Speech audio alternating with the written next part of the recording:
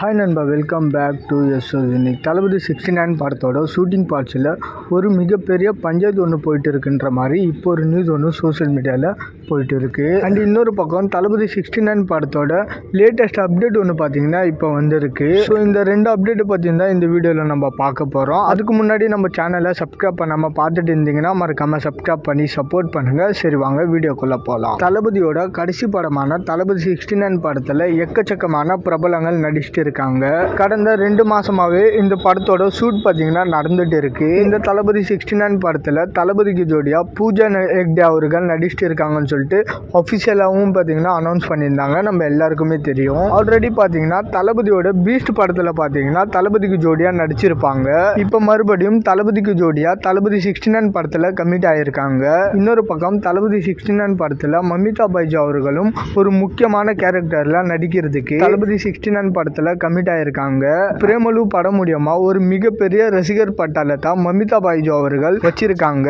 இவங்க தளபதி 69 படத்துல தளபதிக்கு மகள் அப்படி இல்லைன்னா தங்கச்சி கேரக்டர்ல நடிச்சுட்டு இருக்காங்கன்னு இப்போ ஒரு நியூஸ் ஒன்று வெளியே வந்திருக்கு. இப்படிப்பட்ட சூழல்ல தளபதி 69 படத்தோட ஷூட்டிங் பார்ட்ஸ்ல ஒரு மிகப்பெரிய பஞ்சாயத்து நடந்துட்டு இருக்கு அப்படின்ற மாதிரி ஒரு நியூஸ் ஒன்று பரவ ஆரம்பிச்சிருக்கு. அதாவது தளபதி 69 படத்தோட ஹீரோனி பூஜா ஹெக்டே அவர்களுக்கு முக்கியத்துவம் கொடுக்காம மமிதா பைஜா அவர்களோட கேரக்டருக்கு அதிக முக்கியத்துவம் கொடுத்து டைரக்டர் எச் வினோத் அவர்கள் ஷூட் பண்ணிட்டு இருக்காரு அப்படின்ற மாதிரி இப்போ ஒரு அப்டேட் ஒன்று கிடைச்சிருக்கு. இதனால பூஜா ஹெக்டே அவர்கள் பயங்கர கடுப்புல இருக்காங்க அப்படின்ற மாதிரி சொல்லப்படுது. இப்படி ஒரு பஞ்சாயத்து தளபதி 69 படத்தோட ஷூட்டிங் பார்ட்ஸ்ல போயிட்டு இருக்கு அப்படின்ற மாதிரி ஒரு நியூஸ் பார்த்தீங்கன்னா சோசியல் மீடியாவில் பரவ ஆரம்பிச்சிருக்கு.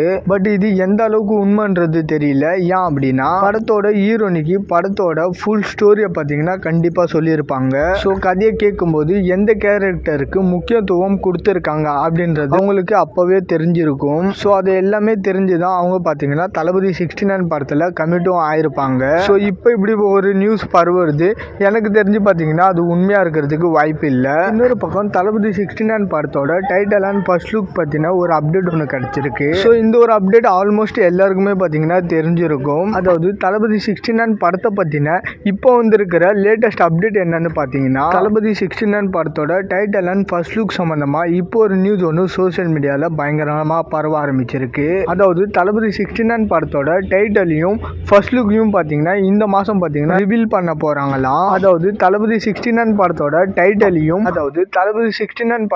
டைட்டிலையும் ஃபர்ஸ்ட் லுக் போஸ்டரையும் டிசம்பர் 31 அன்னைக்கு ஈவினிங் 5 மணிக்கு பார்த்தீங்கன்னா ரிவீல் பண்ண போறாங்கன்னு சொல்லிட்டு இப்போ பார்த்தீங்கன்னா கன்ஃபார்ம் ஆயிருக்கு. ஸோ இந்த நியூ இயருக்கு தளபதியோட ஃபேன்ஸுக்கு ஒரு மிகப்பெரிய ட்ரீட்டா இருக்க போகுது. இன்னொரு பக்கம் டைரக்டர் எச் வினோத் அவர்கள் தளபதியோட அரசியலுக்கு ஏற்ற மாதிரியான டைட்டிலை செலக்ட் பண்ணி வச்சிருக்காரு அப்படின்ற மாதிரி சொல்லப்படுது. தளபதி 69 படத்தோட டைட்டில் என்னவா இருக்க போகுதுன்னு வெயிட் பண்ணி பார்க்கலாம். ஓகே நண்பா, இதை பத்தின உங்களோட கருத்துக்களை மறக்காம கமெண்ட்ல சொல்லுங்க. அண்ட் இந்த மாதிரி தளபதி பத்தின அப்டேட் தெரிஞ்சுக்க மறக்காம யூனிக் சேனலை சப்ஸ்கிரைப் பண்ணி சப்போர்ட் பண்ணுங்க. இதோட வீடியோ முடிச்சுக்கிறேன். ஓகே, பாய்.